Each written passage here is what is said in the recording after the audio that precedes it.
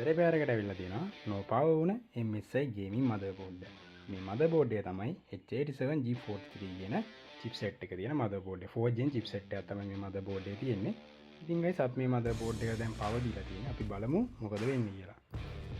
ඔයාලට පේන ඇති power switch එක press කරාට මේ motherboard එක කිසිම function එකක් වෙන්නේ නැහැ. no power තත්ත්වය තමයි තියෙන්නේ. හරි guys අපි බලමු මේ motherboard එක repair එක කරගන්න පුළුවන්ද මොකද්ද වෙලා තියෙන්නේ කියලා. හරි guys අපි මේ motherboard එක repair එක සාර්ථකව කරගෙන තියෙනවා. ඉතින් මේ motherboard එකේ fault එක තිබ්බේ PS on කියන signal එක මේ motherboard එකේ ABC එකට එන්නේ නැති ප්‍රශ්නයක් තමයි තිබ්බේ.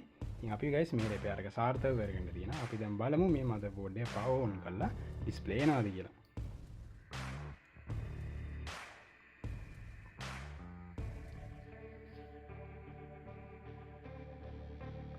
ඔයාලා දැන් මේ දකින්නේ display ඇවිල්ලා තියෙනවා motherboard එකේ. ඉතින් ඔන්න විදිහට අපි මේ motherboard එක repair කරගෙන තියෙනවා.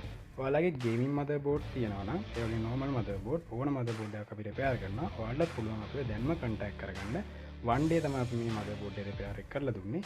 ඔයාලත් appointment එකක් දාලා ඉන්න. ඔයාගේ motherboard, laptop motherboard, video card ඔයාලට පුළුවන් අපේ repair කරන්න. අපි මේ වගේ තවත් repair video එකකින් හම්බෙමු. එහෙනම් ඔයාලට සුබ දවසක්.